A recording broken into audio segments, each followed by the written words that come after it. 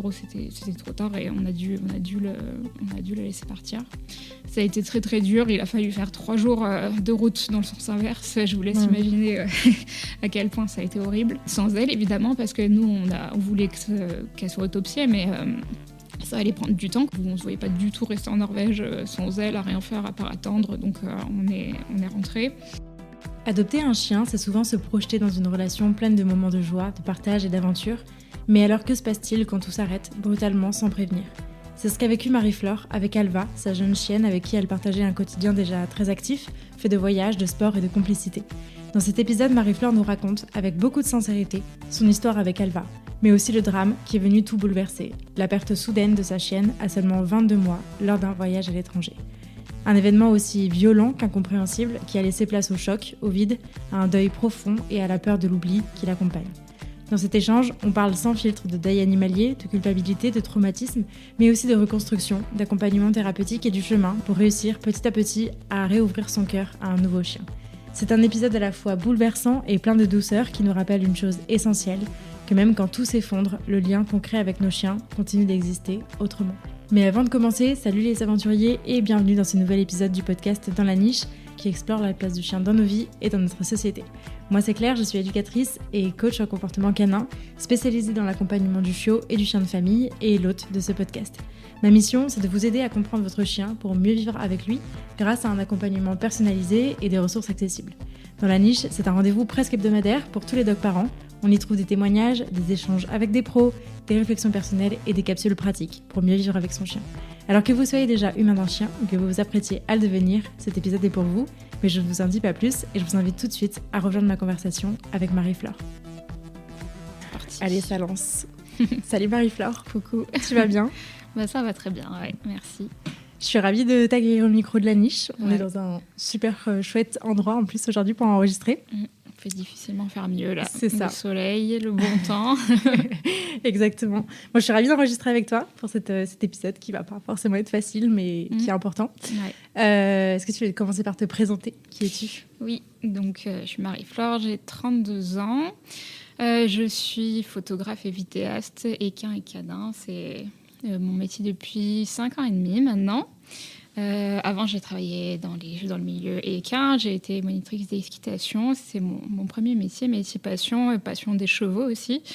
C'est avec le métier ensuite de la photo que je suis tombée dans la passion du chien. Donc c'est marrant parce que souvent quand on écoute les parcours des photographes qui font des photos de chiens, ils avaient un chien, ils faisaient des photos de leur chien et ils ont eu envie de faire des photos de leur chien. Ouais. Moi, c'est plutôt les chevaux en fait qui m'ont conduit à ça depuis que je suis gamine. Je faisais des photos, des vidéos au centre équestre, je faisais des montages vidéo, etc. Donc pas avec la même qualité que ce qu'on peut faire aujourd'hui, mais ouais, ça a toujours été une passion à côté des chevaux, mais la passion des chevaux était très très plus prenante encore.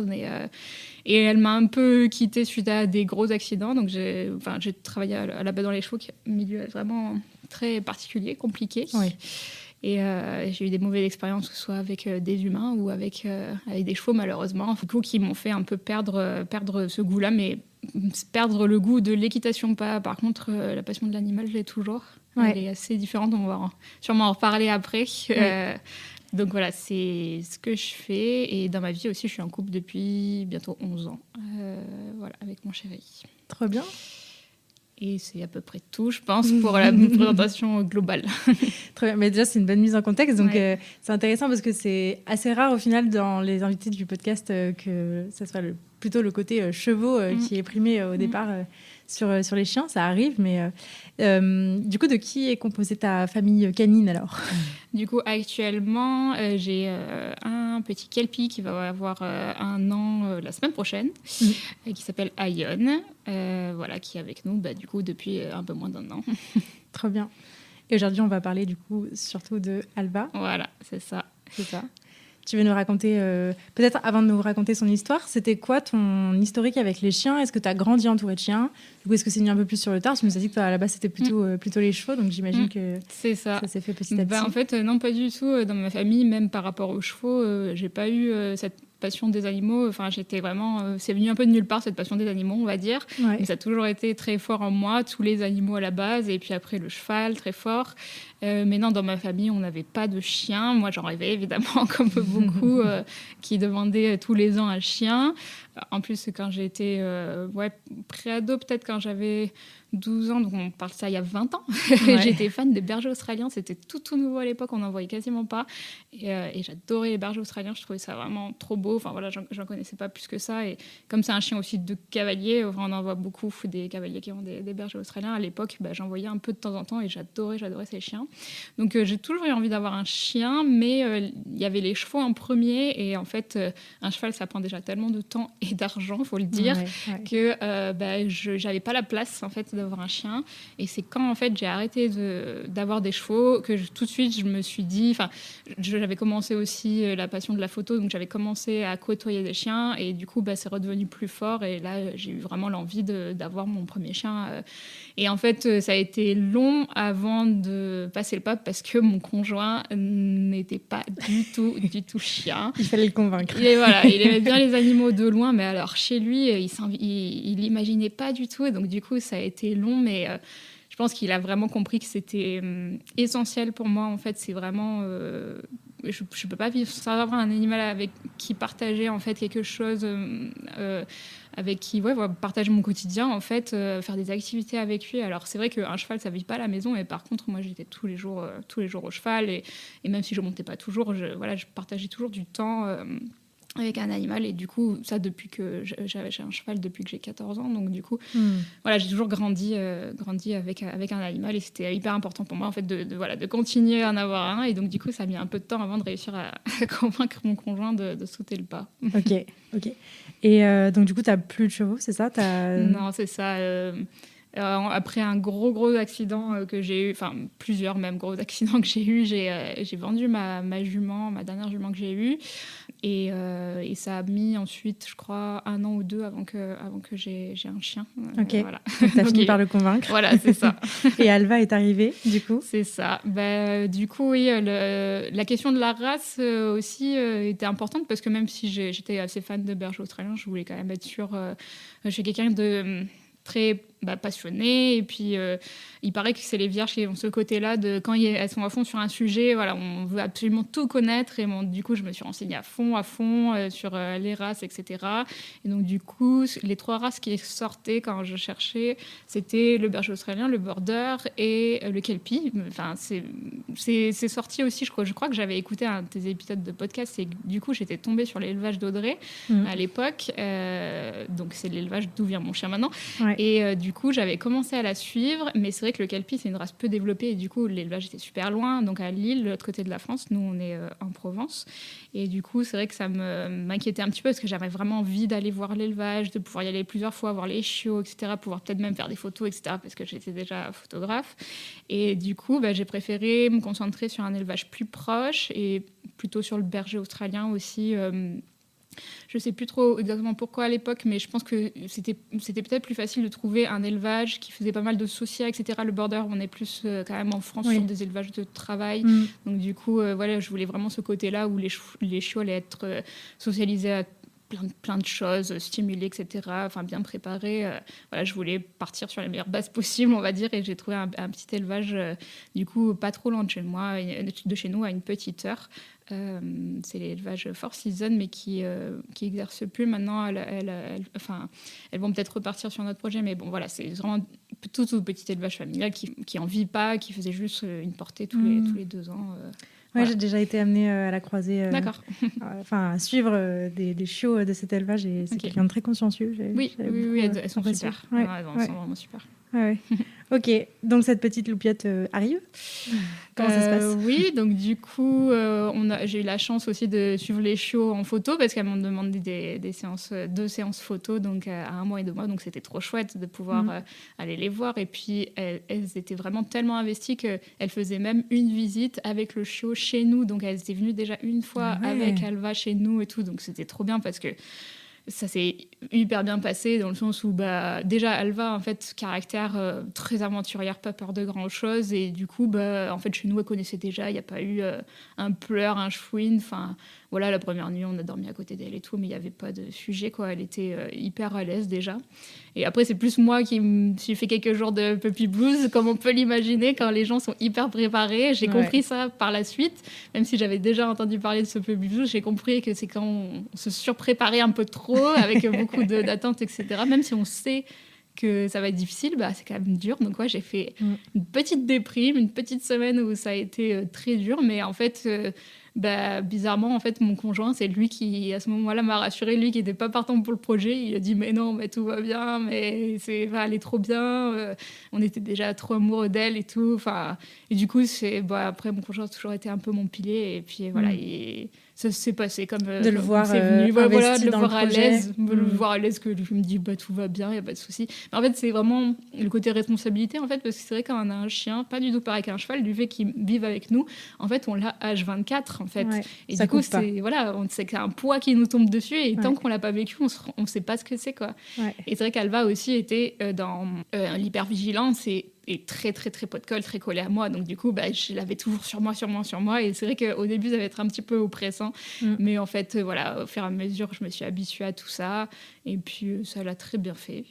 Voilà, c'était vraiment une petite chaîne. Alors par contre facile dans le sens où a été beaucoup de will to please, donc tous les apprentissages ont été faciles, donc tout ce qui doit être à travailler avec un chien de berger, la prédation, etc. Du coup, on a pu travailler ça avec le jeu. Elle était très vite intéressée par ce que je lui proposais moi. Même en commençant les activités ensemble, on a vraiment créé un lien comme ça. À côté de ça, c'était quand même un chiot très, très, très énergique. Donc, on vivait en appartement et entre ces 4 et 8 mois, c'était quelque chose quand même dans l'appart, où quand à 20h, elle était en train de courir à fond dans la maison et nous, on était sur le canapé, on se regardait avec mon conjoint, genre, mais jusqu'à quand ça va durer? Quand est-ce qu'elle va réussir à se poser? Ça, c'était pas facile. Et aussi, elle a eu des soucis avec l'apprentissage de la solitude. Donc, du coup, on a fait appel à une professionnelle qui est vraiment spécialisée là-dedans. Elle s'appelle Géraldine, c'est les apprivoisés. Et du coup, on a fait 2 mois avec elle, 2 mois vraiment d'exercice, tous les jours. Mais ça a fini par payer. Mais c'était pas facile, du coup, ce côté-là aussi, de se dire, je peux jamais la laisser, en fait. Après, j'avais la chance de mon métier de travailler à la maison et tout ça. Et donc, du coup, de réussir à pouvoir avancer là-dessus et faire les choses correctement, de pas la mettre dans le rouge, etc.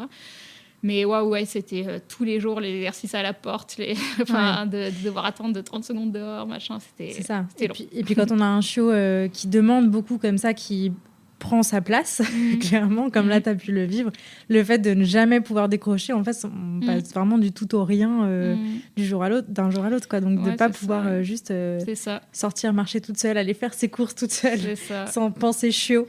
Ah oui, moi, c'était vraiment à fond Alva tout le temps, ça, c'est clair. Mais à partir, je sais plus, à peu près vers ces 8 mois, j'ai commencé à réussir à la laisser...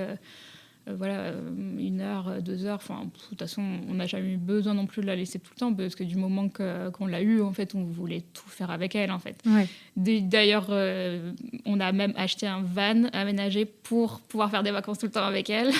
Donc voilà, quand on avait commencé par louer, on a loué 2 fois, et je crois qu'elle devait avoir 7 mois peut-être. On a fait 1 semaine de vacances en Bretagne en loc, et après vers ces 7-8 mois on a acheté un van, et là on était tous les week-ends à bouger.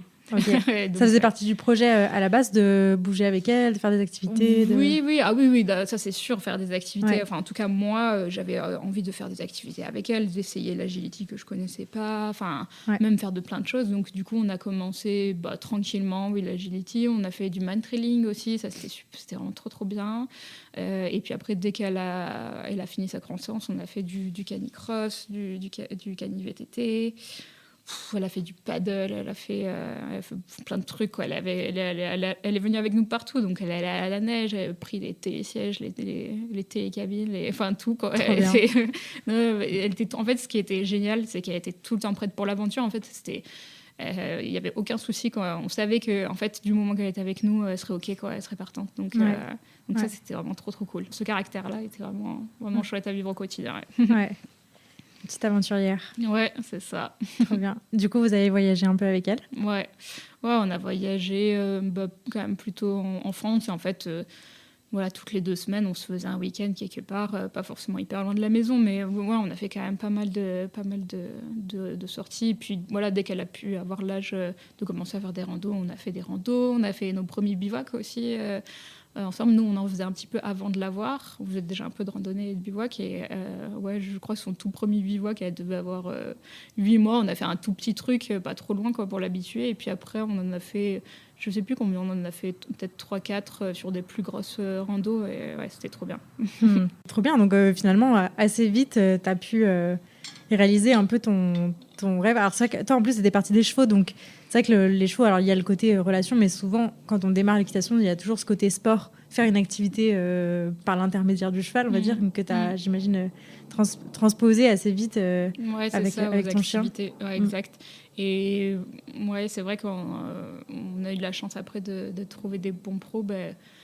Comme ici, là, où on est à la carrière, où on était venu s'entraîner. Et non, c'était vraiment trop bien. En plus, elle adorait ça. Elle était un peu zinzin quand même, faut le dire. Mais elle avait ce côté-là, du coup, tellement partante, tellement excitée, tellement tout ça, que l'autre versant était plus dur. Ce qui était plus dur avec elle, c'est voilà, se poser, rester calme, ne pas être trop haute en émotion sur les activités, etc. Et ça, c'est vrai que voilà, c'était le côté un petit peu plus dur à gérer. Mais voilà, en tout cas, on s'éclatait à faire ces activités-là ensemble. Tout feu, tout flamme. C'est ça. Trop bien. Bon, et du coup, il s'est passé un drame. Tu veux nous raconter? Ouais, du coup, on a projeté de faire un voyage plus loin, en Norvège. C'était en fait, avant d'avoir Alva, on voyageait pas mal à l'étranger, et puis c'est vrai qu'on avait quand même toujours un peu ce goût-là du voyage, mais on avait envie de l'emmener avec nous. Et du coup, comme on avait le van et qu'on avait déjà fait pas mal de voyages avec, on s'est dit allez go, on se lance, on prend 3 semaines et puis on part en Norvège. On avait tout étudié par rapport aussi à d'autres expériences qu'on avait vues. Ouais, c'est une grosse préparation, là, du coup, 3 semaines en Norvège en van. Oui, après, c'est pas non plus hyper compliqué, mais oui, c'est sûr qu'il y a des choses sur lesquelles il faut se renseigner. Oui, tu pars pas comme ça, pied levé, quoi. Non, c'est sûr. Un samedi matin, réveillé, quoi. Non, c'est sûr. Après, on savait on avait envie de partir un peu loin, on avait hésité à la destination, et voilà, du coup, la Norvège, ça nous donnait vraiment envie, avec le côté très dépaysant. Vraiment, c'est quand même un autre monde, quoi. Et du coup, on est parti sur ce voyage. Et malheureusement, on n'est pas revenu avec elle. Ce qui s'est passé, c'est que le premier jour, on arrivait là-bas, donc au bout de 3 jours de voyage, quand même, 3 jours de route, on a eu le temps de faire une randonnée. Et après la randonnée là-bas, en fait, quand on est rentré au van, elle a été prise de tremblements assez forts. Et tout de suite, j'ai vu dans son regard que c'était grave. Enfin, vraiment, j'ai su tout de suite. Le truc, c'est que voilà, on était en Norvège, donc à 21h. Ça faisait 1 heure qu'on était rentré de notre rando. Et donc, du coup, j'ai commencé à essayer d'appeler le numéro d'urgence français pour avoir des infos sur quoi faire. Je savais pas quoi faire. Enfin, on m'a dit, il faut trouver une clinique rapidement. Donc, du coup... moi, j'ai été quand même prise de panique. C'était hyper dur de faire des recherches quand on est hyper angoissé comme ça. Mais on a quand même commencé à appeler. Le truc, c'est que évidemment, c'était 21h. Donc, c'était répondeur sur tous les numéros. Et répondeur en norvégien. Donc, il n'y avait même pas d'anglais. Donc, jusqu'à un moment où... je sentais que ça partait dans tous les sens. J'ai réussi à faire une recherche plus ciblée et à tomber sur un répondeur où ça parlait en norvégien et ensuite en anglais avec un numéro qui donnait. Et là, j'ai réussi à trouver la clinique du coup de garde pour les urgences. Et elle nous a dit, faut venir tout de suite. Et c'était à 45 minutes de route. Donc, en fait, là, les tremblements s'étaient intensifiés. Et puis, sur la route... c'était horrible. En fait, elle a commencé à convulser, à se jeter dans tous les sens. C'était vraiment plus elle me mordait même. Enfin, vraiment, elle avait jamais fait ça. Elle s'est fait pipi dessus, etc. Enfin, bref, c'était l'enfer. Et du coup, quand on arrivait là, ça faisait déjà plus d'1 heure, 1h30 que la crise avait commencé. Et la veto... ça s'arrêtait pas. Tout de suite. Enfin, là, elle commençait à être figée un peu dans notre bras. Et quand on a enfin trouvé la clinique... la veto l'a prise en charge tout de suite, a commencé les piqûres, etc. Mais elle nous a tout de suite fait comprendre que déjà, elle ne réagissait pas aux piqûres qu'elle lui faisait et qu'en gros, il y avait déjà plus de réponse. En fait, elle était déjà plus là quand en gros, son cerveau avait pris trop de dommages en fait, avec la crise. Et du coup, elle nous a laissé évidemment le choix, mais elle nous a dit qu'en fait, en gros, c'était trop tard et on a dû la laisser partir. Quelle horreur. Donc voilà, c'était affreux, de toute façon. Il n'y avait pas d'autre mot. En fait, moi, j'imaginais pas ma vie sans elle, quoi. Donc c'était terrible. C'était terrible. Ça a été très très dur. Il a fallu faire 3 jours de route dans le sens inverse. Je vous laisse imaginer à quel point ça a été horrible. Ouais. Sans elle, évidemment, parce que nous, on voulait qu'elle soit autopsiée, mais ça allait prendre du temps, quoi. Ça se fait pas en un claquement de doigts. Et puis la Norvège, c'est hors de prix. On pouvait pas rester là-bas. Nous, on pouvait rester là-bas parce qu'on avait le van à la base, mais là, on se voyait pas du tout rester en Norvège sans elle, à rien faire à part attendre. Donc on est rentré. Et du coup, heureusement, on est tombé sur une super clinique, même si ça a été dur parce qu'il y avait aussi la barrière de la langue aussi, de réussir à comprendre bien tout, etc. Ça rend le truc encore plus stressant de dire tu passes à côté d'une info ou d'un truc. C'était dur. Et puis elle a tout fait pour nous à distance parce qu'il fallait l'emmener dans un autre centre, donc il fallait emmener son corps par un taxi. Donc c'était hors de prix. On a payé plus de 3 000 € pour tout ça. Heureusement, on était assurés, donc on a été bien remboursés. Mais bon, bref, faut se dire, il y a le coût aussi, tout ça, même si nous on était prêts à mettre tout ce qu'il fallait de toute façon pour savoir. Et au final, en fait, on n'a rien su parce que l'autopsie n'a rien décelé, en fait, n'a pas pu déterminer avec précision la cause de sa mort. Elle a juste dit que elle n'avait pas trouvé de traces de toxicité, etc. Pas su dire non plus si c'était de l'épilepsie ou pas. En gros, la veto nous a dit que la piste la plus probable, c'était une cause neurologique, en fait, un souci qui était présent là depuis le début et qui s'est déclaré comme ça. Donc c'est ce qu'on a choisi d'accepter. On a pensé à plein de choses, on en a discuté, etc. Et puis voilà. Et aussi, on a eu la chance de leur demander ensuite de pouvoir récupérer ces cendres. Ils l'ont fait incinérer là-bas et ils nous ont envoyé les cendres par la poste. Ils ne l'avaient jamais fait. J'imagine que ce n'est pas tous les 4 matins qu'on fait ça, mais en tout cas, on a pu. C'était important de pouvoir récupérer ce qui restait d'elle. Donc voilà, ça a été très long. On a mis plus d'1 mois avant d'avoir les résultats d'autopsie. Nous, on est rentrés, on avait prévu 3 semaines de vacances, on était au tout début, donc c'était 3 semaines à rien faire, à part enfermé à la maison. Le retour aussi, c'est horrible, en fait, de rentrer, de voir toutes les affaires, etc. C'était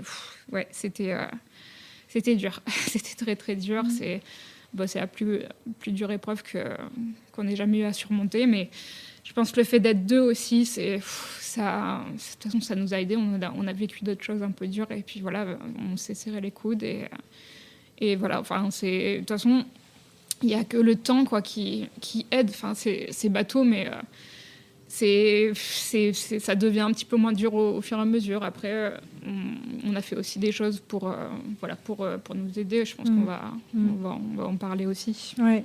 Et donc là, elle avait 1 an... Du coup, Alva, elle avait exactement... elle avait 20 mois. 22 mois, je vais y arriver à compter. Elle allait avoir 2 ans en octobre, en fait. Donc, et là, on était en août. On était en août, fin août. Donc, en fait, elle avait 22 mois. C'était 2024, c'est ça. Ok.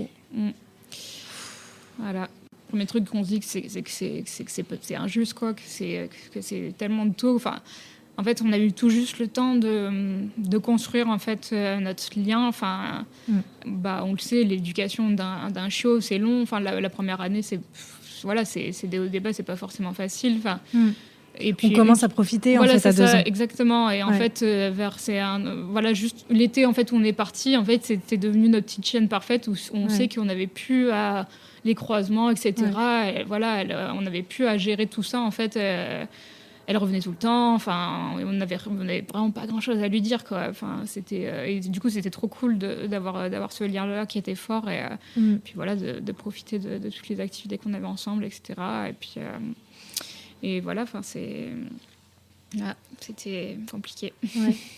Ouais, c'est difficile de mettre son attention sur la gratitude d'avoir passé ce temps avec elle. Souvent, je sais que c'est quelque chose qui peut aider, mais quand c'est aussi rapide, aussi injuste, qu'on se le prend de plein fouet. Et puis surtout, là, vous étiez en voyage le premier jour, vous veniez d'arriver. C'est c'est vrai que le contexte était d'autant plus dramatique, quoi. C'est sûr qu'on aurait préféré que ça arrive à la maison. Et puis on se dit toujours, si on avait pu être plus rapide à la clinique, est-ce qu'on aurait réussi à la sauver, etc. Enfin, voilà, et avec ici, de toute façon, on refait le monde, quoi. Mais ouais, c'est vrai que c'était d'autant plus dur. Voilà, ce contexte est traumatisant, vraiment, vraiment très, très traumatisant sur le moment. De toute façon, après ça, le van, moi, je voulais plus en entendre parler. Je savais que je revoyagerais plus avec, quoi. Et même, en fait, c'était mon véhicule en plus de tous les jours. Donc, du coup, ça a été dur parce qu'il a fallu que je continue à rouler dedans, malgré ce qui s'était passé dedans. Et ça, c'était pas facile. Mais du coup, on l'a vendu. Et même, on a aussi vendu notre appartement. Alors, c'était pas tant... c'est trop dur, les souvenirs dedans. Alors oui, c'était dur, mais c'était plus, en fait, on voulait se donner un nouveau projet. Et en fait, en réfléchissant, en calculant, etc., on s'en était même pas rendu compte, mais on a vu qu'on avait les moyens de vendre notre appartement et d'acheter une maison. Donc, en fait, merci Alva pour la maison. Parce que c'est vrai, quand on était avec elle, on avait le van, on n'avait pas besoin, en fait, de plus grand. On était bien, notre maison, c'était notre van, on était tout en extérieur, etc. Donc du coup, en fait, d'avoir ce projet-là, ça nous a fait aussi avancer. Le projet de vendre l'appartement, d'acheter une maison, ça nous a tenus occupés. Donc vous êtes tout de suite relancé dans des nouveaux, dans une nouvelle dynamique. Après un temps, voilà. De toute façon, on avait ces 3 semaines de vacances qui ont été dures parce qu'au final, c'est pas plus mal des fois de reprendre le boulot vite, de se réoccuper vite l'esprit. Et là, c'était un temps mort.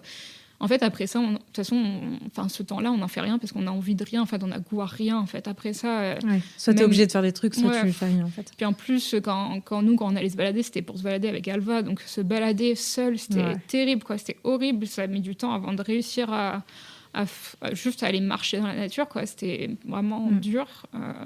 En fait, alors on a fait des trucs qu'on pouvait pas faire avec un chien, genre aller au ciné, des trucs comme ça, des trucs d'humains qui ont pas de chien, et ça aussi, ça fait changer les idées, mais ça n'a pas la même saveur. Ouais, c'est ça. Et je me suis dit, moi, c'est vrai que j'aimerais bien avoir 2 chiens aussi pour ça, parce que se retrouver seul, sans chien, quand on en perd un, c'est tellement dur, quoi. Je pense que le fait d'avoir un chien, je dis pas que c'est moins dur, mais en fait, on garde des habitudes, en fait. Voilà, on perd pas toutes ces habitudes. Et la vie n'est pas complètement vide, quoi. Voilà, il reste quelque chose. Ouais, finalement, c'est ce truc qui est assez, qui peut être assez violent quand on a un chiot qui arrive. Toutes ces nouvelles habitudes qu'on met en place, finalement, elles sont aussi très dures à perdre une fois qu'on les a. C'est ça. Comment vous avez vécu justement ce moment, et puis même pour l'après, puisque finalement l'autopsie n'a pas donné grand-chose, ce truc de ne pas savoir. Ça doit être... surtout là maintenant avec Ayonne, tu vois. Comment vous rebondissez là-dessus Ouais, c'était dur à accepter, mais c'est une des grandes leçons qu'on a pris de sa mort, en fait, c'est qu'on n'a aucun contrôle, en fait, sur la vie. Vraiment, on n'a aucun contrôle, et il n'y a pas de justice, ça n'existe pas dans la nature. En fait, les choses se font, donc... Et en fait, il faut juste profiter de l'instant présent, parce qu'on ne sait pas, on ne sait pas, demain tout peut s'arrêter. Après, il ne faut pas être dans l'angoisse non plus de demain tout peut s'arrêter, parce que sinon on ne vit plus. Mais en tout cas, en fait, en gros, qu'on fasse les choses tout bien comme il faut, qu'on choisisse le bon élevage, les bonnes lignées, il n'y avait pas du tout d'épilepsie dans sa lignée, j'ai vérifié avec ses éleveuses, etc. Tu as beau choisir le chiot le plus sain du monde, peut-être que demain il sera plus là. Moi je dirais que j'avais ce côté-là où j'aimais être dans le contrôle, et là, ça m'a montré que de toute façon on peut pas contrôler. Donc voilà, faut accepter ça. En fait, c'est juste ça. En fait, c'est juste accepter, quoi. Et c'était dur, et maintenant, je pense que je l'ai accepté, mais maintenant, ça va mieux. J'arrive à me concentrer sur tous les bons moments qu'on a eus, et le souvenir de sa mort. J'ai réussi à vous sortir tout ça sans pleurer, et je trouve ça beau, en fait. Ça veut vraiment dire ce que ça veut dire. J'ai peut-être pleuré pour ça, mais parce que je suis fière de moi. C'est clair. Ouais. Comment on continue de prendre des chiens en photo après un tel événement ? En fait, bizarrement, c'était facile Pourquoi ? Parce qu'en fait, je le faisais déjà avant Alva. En fait, c'était déjà mon métier avant elle. Je ne faisais pas ce métier parce qu'elle était là. J'en ai profité avec elle. Mais en fait, je le faisais déjà avant elle et ça n'avait rien à voir avec elle. Donc, et en fait, tous les autres chiens ne sont pas Alva. Donc en fait, ça a été facile. T'as réussi à mettre cette distance ? Ouais, non, ça a été vraiment facile. Du coup, en plus, enfin, le hasard quand même. En fait, après ça, on peut pas s'empêcher de voir plein de signes, hein, mais ma première séance photo, c'était quelqu'un qui me suivait pas sur les réseaux, donc qui savait pas que je venais de perdre ma petite berger australien. Ma petite berger australien qui était rouge merle, mais presque rouge tri, avec une oreille penchée et une oreille droite. Et qu'est-ce que j'ai comme chien à la première séance ? Une berger australien rouge tricolore avec une oreille penchée et une oreille droite. Et là, je dis waouh, ok, merci Alva. Et la personne ne me connaissait pas du tout. C'est quelqu'un qui lui a offert une carte cadeau il y a X temps. Enfin bref, c'était marrant, quoi. Enfin, c'est sûr que c'était un peu dur, je ne le cache pas. Hein, mais non, ça m'a fait vraiment du bien de, justement, au contraire, de retravailler parce que voilà, il faut s'occuper et puis ouais, je suis toujours, de toute façon, je suis toujours heureuse de voir des belles relations en fait. Moi, par contre, ce que je cautionne plus, c'est déjà je le cautionnais pas trop, mais ça va être les gens qui vont pas être bienveillants envers leurs animaux parce que il faut juste profiter du temps et de nos chiens tels qu'ils sont en fait, et on s'en fout si ils sont pas parfaits. De toute façon, moi c'est un souto, je le dis toujours, mais on est là pour profiter du moment en fait, et du coup si quelqu'un qui crie ou alors qui va un peu j'ai jamais vu de grosse maltraitance, mais même des petits trucs, ça peut me mettre vite mal à l'aise, quoi. Donc de toute façon, j'essaie toujours de détendre les gens un maximum, mais voilà. ouais. Et oui, et ça, et justement, quand je parlais de relations, ça me fait toujours hyper plaisir de voir du coup des belles relations. Au contraire, mais encore une fois, ce qui a été dur, c'est de voir des gens qui s'occupaient bien de leurs chiens, genre une semaine après qu'on soit rentré, on a ramassé 2 chiens sur le bord de la route qui étaient en fugue, quoi, en gros. Et j'ai appelé le numéro sur le collier et la personne s'était même pas aperçue qu'elle avait pu ses chiens chez elle. Donc ça, une semaine après avoir perdu son chien, c'est dur, c'est très très dur. Ouais. Et en plus, c'était des vieux chiens, tu te dis, ils ont survécu jusque-là alors qu'on s'occupe même pas d'eux, alors que nous, on avait tout le temps l'œil sur elle. On était hyper vigilants sur la sécurité, etc. Donc ouais, ça c'est dur. C'est dur. Ouais, de voir ça dans des moments où toi tu donnerais tout en fait pour que ton chien il aboie trop fort sur quelqu'un. Oui, c'est clair. Ouais. Ok. Bon, du coup, vous êtes repassé en mode projet. Quand est-ce qu'est venue cette envie de reprendre un chien ? Est-ce que vous l'avez envisagé tout de suite ? Est-ce que ça a mis un peu de temps ? Sur le coup... quand c'est arrivé, moi je me suis dit jamais je pourrais avoir un chien parce que jamais je pourrais revivre la même douleur en fait. C'est tellement fort, c'est tellement horrible. Et en fait, assez vite, je pense, peut-être 1 mois ou 2 après qu'elle soit partie, je me suis dit non mais de toute façon je vois plus ma vie sans chien en fait. C'est des habitudes que j'aime trop en fait, de vivre avec un chien. Un chien, c'est un tel moteur en fait de faire des choses, c'est un truc de fou. Et c'est vrai qu'avec Alva... on me faisait faire plein d'activités sportives. Alors on en faisait déjà avant, mais pas autant. Bon, après elle aussi en plus a été hyper active, donc du coup, et puis on était en appart, donc du coup elle nous faisait beaucoup sortir, mais ouais, je voyais plus ma vie sans de toute façon ce lien que je voulais déjà retrouver avant de l'avoir. Enfin voilà donc du coup on a commencé à en parler gentiment, et puis parallèlement moi je suivais toujours l'élevage d'Audrey, du coup, de Kelpie, dont j'avais parlé là au début. Et quand j'ai vu qu'elle projetait de faire une portée à sa chienne, donc Tokyo, ce qu'il faut savoir, c'est qu'en fait, Tokyo est née à peu près à la même période qu'Alva. Et du coup, j'avais suivi cette portée avec attention parce que je m'étais dit potentiellement, j'aimerais bien... Enfin, je ne sais pas encore quel élevage je vais prendre, etc. Peut-être celui-là pourrait me plaire. Et finalement, j'ai choisi berger australien. Donc, j'ai continué à la suivre sur les réseaux et j'ai vu qu'elle avait gardé un chiot de cette portée et du coup, une chienne. Et du coup, quand elle a voulu faire une première portée à cette chienne, je me suis dit, là, c'est quand même un peu le destin, quoi. Enfin, je suis cet élevage depuis X temps. J'adore, ces valeurs, c'est 100% les miennes. Et j'adore cette chienne en plus, je la trouve que tu as pu suivre, voir évoluer, grandir. C'est ça. Et là, je me suis dit, là, évidemment, si elle prévoit une portée, ça colle vraiment pile. Voilà, enfin, c'est un peu, voilà, encore une fois, les petits signes comme ça du destin qu'on a envie de voir. Et aussi, je me revoyais plus prendre un berger australien. Je voulais un chien quand même assez différent physiquement aussi pour pas faire trop de comparaison, même si on en fait quoi qu'il arrive. Mais voilà, je voulais quand même un chien différent. Ouais. Ok, donc du coup, Ion est arrivé combien, 4 mois, un truc du comme ça. coup, en juin, il y a un peu moins d'1 an, donc en juin 2025. Donc, je ne sais pas combien ça fait, je ne vais pas calculer, mais 8-10 mois. Oui, du coup, ça fait quand même presque une année. Un peu moins d'1 an.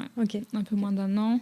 Le Kelpie aussi, c'est marrant parce qu'il n'y avait pas que cette histoire d'épisode. En fait, je viens de me rappeler qu'à la toute base, c'est mon conjoint. Donc, quand j'étais en phase de le convaincre pour une race, j'essayais de voir quelle race il pourrait aimer pour essayer de voir, peut-être lui donner envie sur une race et moi, voir si j'arrive à suivre. Et il avait regardé le film Love and Monsters et dedans, il y avait un Kelpie. Et il m'avait juste dit, ah ouais, j'aime bien sa tête à ce chien-là. Et moi, tout de suite, j'étais allée voir dans Google, attends, c'est quoi comme chien qu'il aime bien et tout. Et c'était un Kelpie. Et donc, du coup, j'avais aussi noté, enfin, dans un coin de ma tête, j'avais noté ce race-là. Et donc, du coup, mon conjoint aussi était assez botté dans l'idée de prendre un Kelpie. De toute façon, que ce soit les caractéristiques physiques, mais aussi surtout le caractère qui se rapproche un petit peu du berger australien, du border, mais avec un côté peut-être un petit peu moins toqué aussi. On voulait un chien quand même qui sache se poser, etc. Et donc, du coup, on s'est mis sur liste d'attente sur l'élevage d'Audrey pour la porter. Et puis, on a suivi leur naissance, on a suivi tout ça. Alors, évidemment, ça remue des trucs parce qu'au final, c'était il n'y a pas si longtemps que ça qu'on faisait même chose avec Alva. Enfin, c'était il y a 2 ans et demi en arrière, on faisait pareil. On suivait les chiots, on suivait leur évolution. Donc, il y a un côté un peu ambivalent, on va dire, où on est à la fois heureux et à la fois nostalgique, enfin triste aussi de tout ça. Et du coup, on a été voir les chiots une fois à Lille, du coup, une première fois. Et puis, la seconde fois, on est allé chercher Ion. Donc, c'est Audrey qui choisit pour ses adoptants. Donc, ça nous allait bien, même si à la base, on était plus femelle encore. Et finalement, il s'est trouvé que c'était un petit mâle qui était pour nous. Et on a dit, très bien, nous, ça nous va. Et du coup, c'est Ion, qui est un Kelpie fauve et qui est un chien assez différent au final d'Alva, et c'est très bien, mais du coup qui ont des caractères... il est plus posé quand même, il a été quand même globalement plus facile, je trouve, chiot. Après aussi, est-ce que c'est le fait aussi qu'on est en maison, donc c'est plus facile d'avoir un chiot quand on est en maison quand même, faut dire. Même niveau rythme, sortie, oui, les sorties, ils sont moins etc. stimulés Puis même rester dans le jardin, rien faire et tout. Mais lui, il est assez contemplatif, quoi, donc il aime bien. Il aime beaucoup son... Alors, il est pas... Enfin, c'est un chien confiant, mais il n'est pas aussi aventurier qu'Alva. Enfin, lui, pour le coup, dès qu'on allait en balade, ça chouinait beaucoup et tout ça. Enfin, voilà, c'est... Même quand on va dans des nouvelles maisons, des nouveaux endroits, il a un petit temps d'adaptation qu'elle était au taquet. Mais à côté de ça, c'est vrai que lui, beaucoup plus facile sur le fait de réussir à se poser. Et puis, après, il adore aussi les activités et tout ça, donc c'est très bien. Enfin, on a pu démarrer ça, donc on a démarré l'agility. Là, on est en train de commencer un peu à courir ensemble et à faire un peu de vélo ensemble. Et puis, je pense que lui aussi, le canicross, vu comme il peut tracter en longe quand il est intéressé par quelque chose, je crois qu'il va beaucoup aimer ça. J'ai vraiment hâte de le voir là-dessus. Mais du coup, on a créé un lien ensemble, je pense maintenant, qui est assez chouette et qui est différent, mais en fait, comment il fallait peut-être qu'il soit aussi différent. Ah ouais. De toute façon, je pense qu'il n'y a pas de chien pareil dans tous les cas. Donc c'est ça. Mais oui, le fait quand même qu'il a des caractéristiques assez différentes, c'est chouette. Même le fait que ce soit un mâle, je pense que c'est pas plus mal aussi. C'est vraiment autre chose. Ouais. Mais c'est vrai que dans ces processus de deuil de chien, c'est vrai que c'est assez courant de voir des gens qui reprennent quasi le même chien, qui ressemble à l'identique, qui donnent même le même nom des fois. C'est bizarre. Et après voilà, chaque personne chemine à sa manière. Mais je pense qu'effectivement, là en tout cas, de partir sur... c'est un nouveau projet, quoi. Et c'est complètement différent. Ouais, c'est différent. De toute façon, on ne s'aurait pas vu reprendre un chien dans le même appartement. On avait été, tout ça, faut revivre un peu les mêmes choses. Parce que déjà, je trouve, en fait, de repasser toutes ces étapes qu'on avait passées avec Alva il n'y a pas si longtemps, Enfin, moi, à la base, j'avais pas trop envie d'un chiot parce que, enfin, c'est quand même fatigant un chiot. Enfin, puis on a vite envie, enfin, moi en tout cas, j'ai quand même assez vite envie de faire des activités, justement, de pouvoir courir, de voir machin, de pas être freiné par sa croissance, etc. Et puis d'être un peu moins embêté par les problématiques de comportement qu'il faut gérer, etc. C'est vrai que là, je suis contente en fait, là qu'il est 1 an. La semaine prochaine, ça y est, on commence à reprofiter, etc. Après. Voilà, donc, mais c'est vrai que de revalider un peu ces étapes, à chaque fois, ça me fait penser à elle. De toute façon, on pense tout le temps à elle. Enfin, franchement, c'est encore aujourd'hui, c'est rare d'avoir une journée où je pense pas à Alva, mais bon, on est vraiment maintenant sur les bons souvenirs et ça fait du bien quand on reparle de ces petites habitudes, etc. Et c'est vrai qu'on n'a pas envie de... je pense que ça, c'est important aussi que je parle de ça, c'est que moi, ma plus grande peur, c'était d'oublier, en fait. Ouais. De l'oublier. Vraiment, c'est une peur terrible. Et en fait, on n'oublie pas. Alors, évidemment, on oublie des petits trucs, mais c'est obligé. Enfin, des sensations, des odeurs, des petits comportements, on ne s'en souviendra pas de tous, quoi. Mais en tout cas, elle, je l'oublierai jamais. Et puis, en fait, l'amour qu'on a, enfin, même si elle est plus là, l'amour, il sera toujours là, quoi. Il y a pas... ça s'arrête pas après la mort, quoi. Donc, voilà.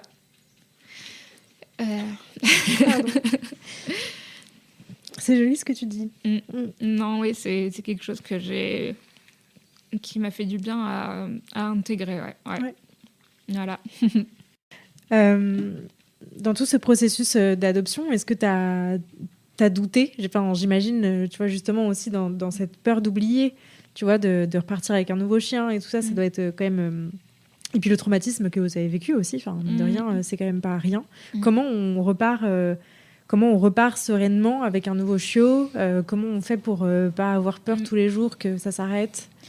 Alors, est-ce que c'est des choses que vous avez croisées comme sentiment ou pas trop? Vous avez mis un peu de côté cette première expérience? Non, je pense que ça va. Enfin, de toute façon, je m'étais dit, je veux pas reprendre un chien si c'est pour être dans la peur, en fait, constante.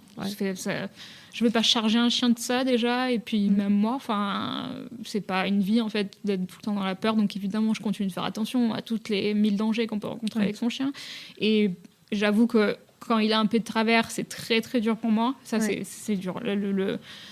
Là, il a eu un peu mal au ventre, machin, il était un peu patraque, c'est dur, même d'aller chez le véto, c'est dur, mais voilà, je me réhabitue au fur et à mesure et j'essaie de prendre du recul. Alors moi aussi, j'ai suivi une thérapie, ça m'a fait du bien.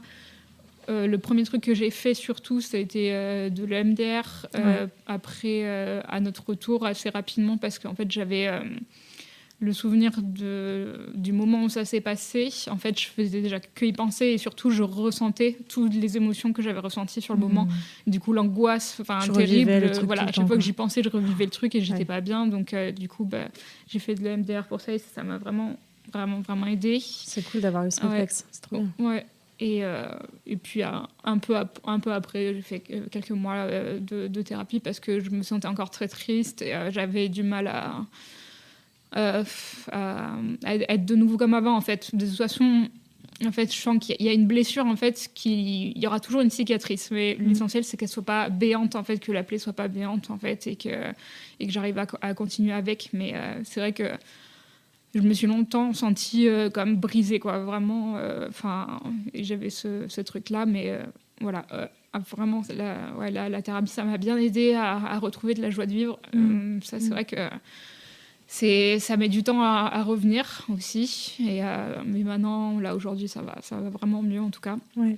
Donc ça m'a aidée. Après, moi aussi, c'est vrai que je pars sur autre chose, mais j'y pense là.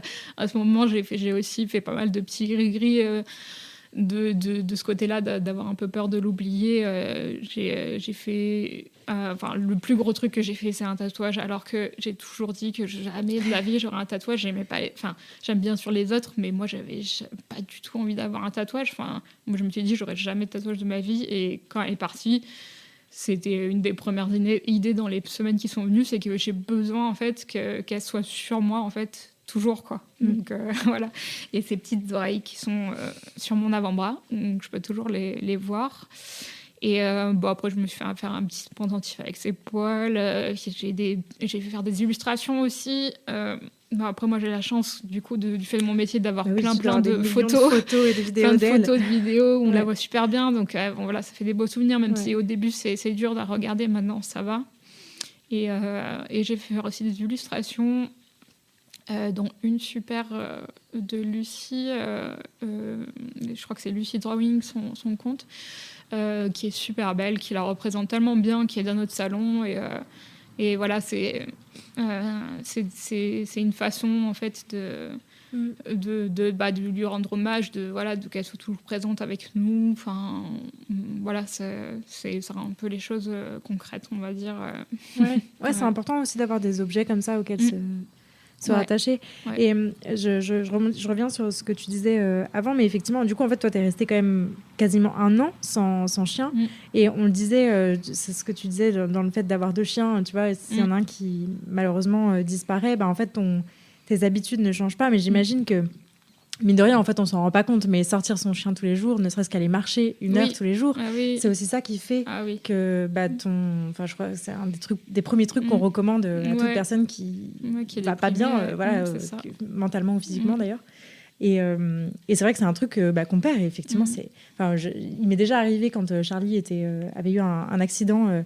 D'aller me promener toute seule en fait parce que juste ça n'a aucun sens. Mais ça n'a aucun sens.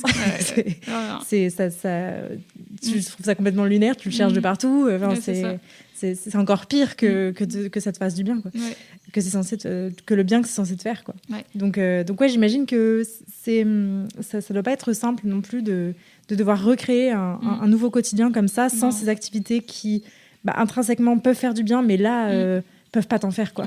En fait, quand elle est morte, moi j'ai l'impression que j'étais sur une vie parallèle en fait. Elle avait aucun rapport avec ma vie. Enfin, j'ai l'impression que c'était plus ma vie. Donc c'est vrai que c'était trop bizarre de faire des activités justement de trucs d'humains qui n'ont pas de chien, des sorties dessinées, des machins. C'était vraiment bizarre. Mais après, ce qui était pas mal, c'est quand même d'avoir ce temps-là de réussir de nouveau à faire des choses sans chien. Je pense que, mine de rien aussi, ça évite d'enterrer le truc sous le tapis, en fait. Peut-être qu'avec un chien, je sais pas, je pense qu'il y a plein d'histoires différentes, mais c'est vrai que peut-être qu'on peut aussi se concentrer sur l'autre et puis pas gérer ce truc-là. Moins traiter ce deuil. Là clairement, on a été obligés, on avait le nez dedans, quoi. On n'avait pas d'autre choix que de le traiter, quoi. Mais ouais. J'imagine que quand même d'avoir vécu ça à 2 avec ton compagnon, c'était dur à 2, mais c'était aussi fort. Ça vous a rapproché comme événement. Oui. Nous, on a toujours été de toute façon très soudés. Après, en fait, le seul truc qui est dur, c'est que des fois, on n'est pas au même stade dans le deuil. Donc, des fois, il y en a un qui va mieux et puis l'autre non, et puis inversement. Enfin. Mais bon, mine de rien, oui, on s'est quand même beaucoup soutenus, quoi. Le fait de savoir l'un pour l'autre, c'était important. Franchement, j'aurais été seule. Wow, je sais pas. J'ose même pas imaginer, en fait. Je sais pas comment j'aurais fait. Mais je pense que peut-être j'aurais tenu. On a eu nos amis aussi qui ont été d'un soutien précieux aussi.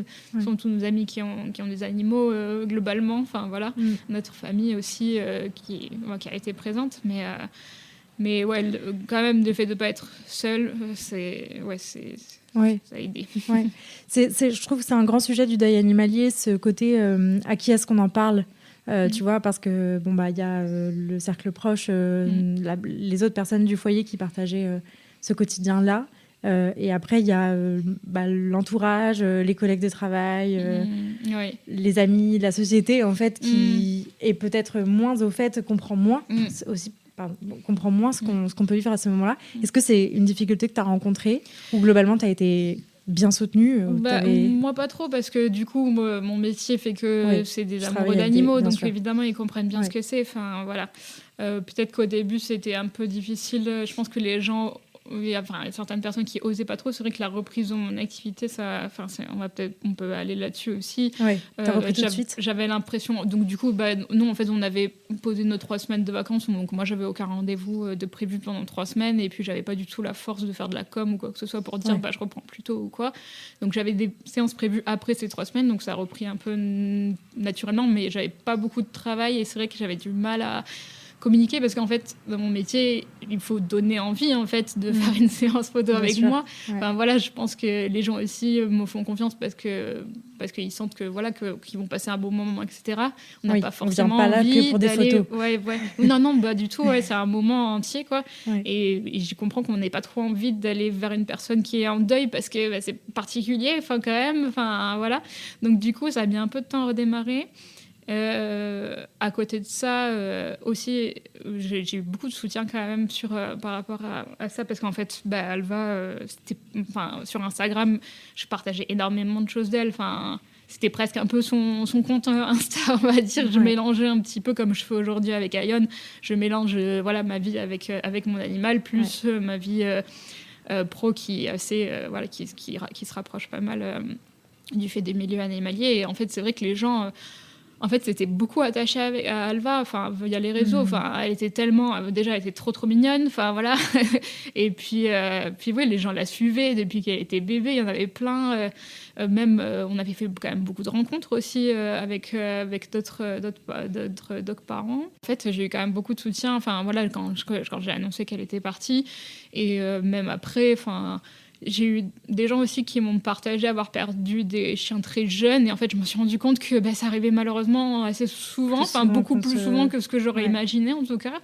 Et du coup ça m'a fait du bien de partager avec ces personnes-là, et j'ai même eu des gens qui m'ont envoyé des cadeaux chez moi alors que je leur avais jamais donné mon adresse. Donc des gens qui sont allés chercher mon adresse sur internet et qui m'ont envoyé genre un livre, un petit bracelet, un machin. C'était adorable, quoi. Vraiment, ça m'a beaucoup touchée. Voilà, je m'y attendais pas. Vraiment, je m'attendais pas à cet élan-là, de ce côté-là. Et du coup, c'était assez chouette, en fait, du coup, de voir que les gens suivaient. Après, quand j'ai pu recontinuer à faire des séances photos, à communiquer un petit peu plus positivement, on va dire, ça a repris, quoi. Mais c'est vrai que j'ai eu quand même un moment de flottement, quoi, dans mon activité, que ça n'a pas été facile à relancer, même si moi j'avais envie. C'était particulier. Et après, oui, mon conjoint, c'était un peu plus délicat, parce que lui, il n'est pas du tout dans le milieu animalier, donc du coup, il choisissait quand même les personnes avec qui il partageait ça, quoi. Bien sûr. Donc voilà. Et après, dans notre entourage d'amis, globalement, c'est des gens qui ont des animaux, donc ils comprennent bien. Ils ont été voilà, j'ai eu beaucoup de soutien de ce côté-là de mes amis proches, et c'est vrai que c'est précieux. On s'en rend encore plus compte dans ces moments-là à quel point les amis et en fait les autres, le monde autour, ça peut être vraiment précieux. Ça te porte aussi. Et c'est vrai que sur les réseaux sociaux, alors je touche du bois, j'ai jamais eu à annoncer des choses comme ça, mais pour les quelques déboires médicaux, accidents, que j'ai pu partager sur Instagram avec mes chiens, c'est vrai que cette vague de gens en fait qui suivent ton histoire et qui sont touchés par ça. Ça fait du bien, ça porte. Ça serait que quand on voit juste un nombre d'abonnés, on se rend pas compte. C'est quand les gens viennent vraiment nous parler, parce que en fait là j'ai parlé avec des gens que j'avais jamais parlé avec eux avant. Donc c'est vrai qu'il y a des vraies personnes derrière, même si parfois c'est un peu dur à imaginer. C'est dans les moments comme ça aussi qu'on s'en rend compte, quoi. Et des gens qui ont pu vivre des choses aussi compliquées, donc ça fait du bien en fait de sentir qu'on n'est pas seul là-dedans. J'allais rebondir sur Ion, mais est-ce qu'il y a des choses des sujets que tu aurais aimé aborder qu'on n'a pas abordé encore pour l'instant?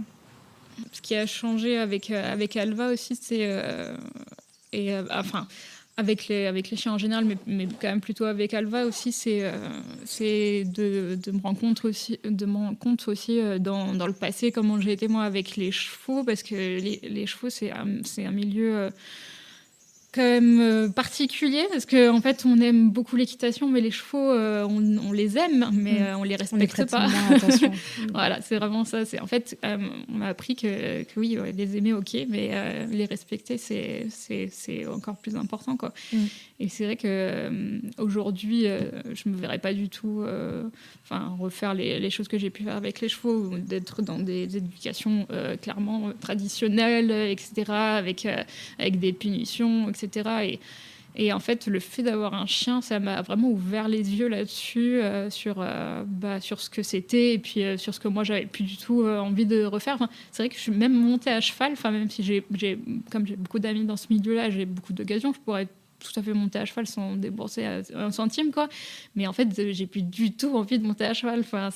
Alors, je critique pas les gens qui montent à cheval, hein. C'est juste chacun fait son chemin. Et moi, en tout cas, mon chemin aujourd'hui fait que j'ai complètement changé ma vision là-dessus. Et c'est vrai qu'il y a des gens qui arrivent à faire les choses vraiment respectueusement avec les animaux, avec les chevaux, en tout cas en les écoutant et sans brusquer, et puis réussir à avoir leur consentement, etc. Mais ils sont quand même assez peu. Et c'est vrai que l'équitation, c'est un monde vraiment particulier. Donc ça m'a... Alva, en tout cas, m'a vraiment ouvert les yeux là-dessus. J'imagine que tu avais commencé à cheminer avant, puisque tu avais changé de métier quand même. Enfin, tu as quand même été monitrice d'équitation, donc c'est que tu es allée loin dans le... Oui, mais en fait, c'était plus par dépit au début, parce que j'ai eu aussi un job alimentaire entre les deux. Quand j'ai arrêté d'être monitrice d'équitation, j'ai quand même été factrice pendant 6 ans. Okay. Et là, je continuais de monter à cheval. Donc, après, j'ai essayé de quand même... j'avais quand même des méthodes un peu plus respectueuses, mais c'était un peu ambivalent. C'est comme dans le monde du chien, quand on dit le tradit bonbon, c'est un peu ça. On a les deux. On a eu du positif et de la punition, quoi. Enfin, bref. C'est un chemin, hein, ouais, voilà. On en apprend. Tout cas, maintenant, je sais que je suis sur une route totalement différente, et ça m'a vraiment ouvert les yeux là-dessus, en tout cas, et même sur le respect des animaux en général, hein, parce que... il y a beaucoup de monde qui disent qu'ils aiment les animaux, mais en réalité, le respect n'est pas trop là. Dans les faits, pas tant que ça. Ouais. T'as eu plusieurs vies, en fait. ouais, carrément. Franchement, c'est vrai que c'était une autre vie. Et en plus, quand j'étais ado, pour moi, ma vie, ça allait être les chevaux. Clairement, ma vie, c'était les chevaux. Donc, quand ça s'est arrêté, ça a été compliqué. Comme je suis quelqu'un de passionné, il me fallait une autre passion, et j'ai réussi à en trouver d'autres. Mais j'aurais pas pensé... ça reste avec les animaux, en tout cas. Donc, on a dévié, mais ça pas va, trop. Le deal est respecté. Voilà, c'est ça. Trop bien. Qu'est-ce que tu dirais que ça t'a appris de vivre avec Alva et de la perdre, s'il y a des grands apprentissages que tu voudrais garder? Je pense que c'est ce dont on a déjà parlé, ce dont on vient de parler, c'est ça, c'est le respect des animaux, c'est important. C'est vrai que j'avais pas du tout ce regard-là. Même, je me rappelle, au début de mon activité de photographe, j'avais une cliente où je me disais un peu, là, on fait quand même un petit peu trop, parce qu'elle demandait vraiment tout le temps le consentement à son chien, même pour une pause. Moi, je me serais dit, tu lui pousses un peu les fesses, et puis voilà. Mais en fait, non, c'est hyper important, en fait, quand on veut protéger la relation qu'on a avec son animal, de pas écouter que ses envies à nous, quoi, nos envies à nous, pardon, et aussi et surtout de respecter ses envies à lui. Donc ça, de toute façon, elle me l'a appris, mais à la fois, ça a été naturel, en fait, du moment qu'elle était là. En fait, il n'y avait pas d'autres questions. Je n'allais pas la forcer à faire quelque chose. Enfin, c'était mon ami, donc on ne force pas son ami à faire des choses qu'il n'a pas envie de faire. Et puis voilà, après son départ, clairement, la plus grande leçon, c'est qu'on n'a pas de contrôle, en fait, sur les choses qui arrivent dans la vie, c'est bateau, mais il faut profiter du moment présent à fond. Il n'y a pas d'autre choix, en fait. Et puis moi, de toute façon, je l'aimais déjà telle qu'elle était, imparfaite qu'elle était, parce que moi, je vous ai vanté que ses qualités-là, globalement, mais évidemment, elle n'était pas parfaite, mais elle était parfaitement imparfaite, quoi. Donc ça, je continue de le penser très fort, que faut aimer nos animaux tels qu'ils sont, quoi.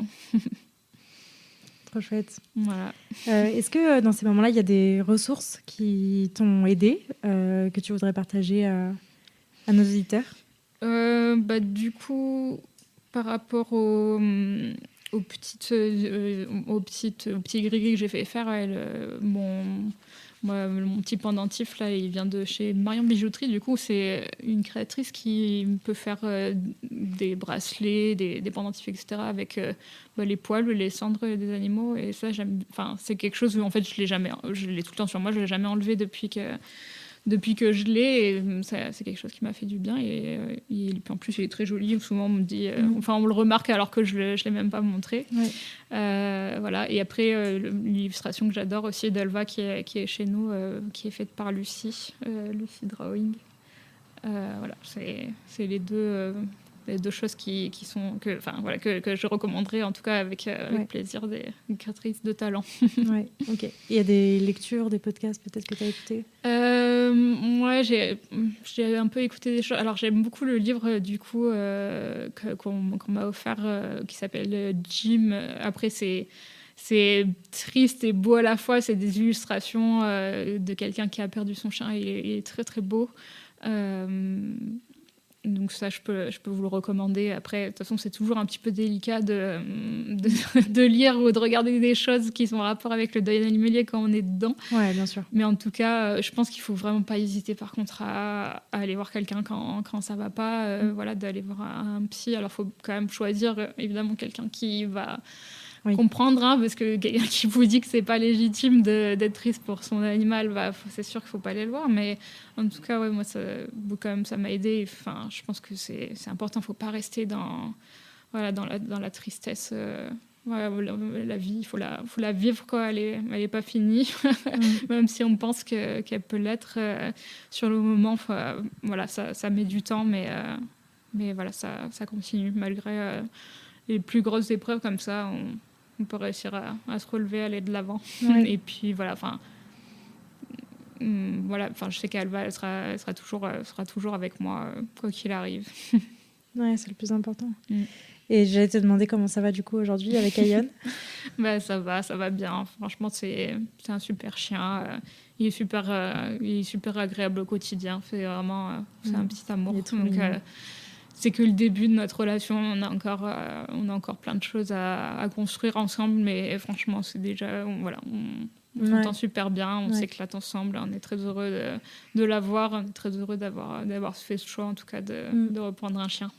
J'ai l'impression qu'il t'a amené de la douceur. Oui, c'est vrai. C'est vrai. C'est vrai que, mais en fait, malgré tout, ça redonne un nouvel élan, en fait. Enfin, clairement, même si on avait fait des projets de notre côté hors chien, avec la maison, et puis on a revendu le van, etc. Mine de rien, ça donne un nouvel élan, un nouveau dynamisme à notre vie, quoi. Donc on en profite, en tout cas. Ouais. Oui, puis après, une fois qu'il est là, t'as plus le choix, donc du coup, tu fais. Ouais, c'est ça. C'est ça. Ouais. Trop bien. Et merci beaucoup, Marie-Flore. Où est-ce qu'on peut rediriger les auditeurs qui souhaiteraient découvrir ton merveilleux travail, parce qu'il n'y a pas d'autre mot pour le qualifier? Merci. Du coup, globalement, sur mon réseau social où je poste le plus, c'est marieflore.photographie. Et après, il y a mon site marieflore-photographie.fr. Je suis aussi sur Facebook sous le même nom. Mais voilà, globalement, sur Instagram, je poste quasiment tous les jours en story. Et puis, je poste aussi toutes mes photos et mes vidéos. Donc là, vous avez de quoi voir. Ouais. Bon, trop cool. Merci beaucoup, en tout cas, pour tous ces mots. Merci à toi de m'avoir donné l'opportunité de parler d'Alva. C'est vrai que ça fait partie du process de je veux pas qu'on l'oublie. Ouais, et puis sûr. Et je pense que si ça peut en tout cas donner des leçons, c'est un grand mot, mais en tout cas inspirer certaines personnes ou en aider d'autres, ce serait super. Ouais. Et nous rappeler de profiter de nos chiens. Ils sont là. C'est précieux. C'est Très bien. Je suis ravie en tout cas d'avoir pu capter cet hommage à Alva. Merci beaucoup pour tes mots. Et puis je te souhaite une très belle et très longue vie pleine d'aventures canines avec Ayon. Merci. Merci beaucoup. Merci beaucoup de m'avoir écouté jusqu'au bout et d'avoir passé ce petit moment avec Marie-Flore et moi. J'espère que ce nouvel épisode vous a plu et si c'est le cas, je vous invite à en parler autour de vous, à le partager sur les réseaux sociaux en nous taguant @marieflore.photographie et @lanicheaventure. Ce sera aussi très précieux de pouvoir partager cet épisode à quelqu'un qui rencontre peut-être une phase de deuil en ce moment. Et si jamais votre chien est déjà ado ou adulte et que vous voulez continuer à progresser dans votre relation, je vous invite à rejoindre le Club des Explorateurs. C'est ma communauté en ligne dédiée aux dog parents qui sont engagés dans l'éducation de leurs chiens, comme vous. Vous y trouverez un canal Discord hyper actif et on se retrouve chaque mois pour 2 soirées en live. L'un est consacré à l'analyse d'interactions pour apprendre à décoder le langage canin et l'autre autour d'une thématique. C'est le format parfait pour apprendre, pour répondre à vos questions, pour échanger avec d'autres dog parents et pour vous sentir soutenu et entouré. Et tout ça pour moins de 10 € par mois. Pour l'heure, on se retrouve la semaine prochaine pour un nouvel épisode. D'ici là, prenez soin d'eux, prenez soin de vous et moi je vous dis à la prochaine.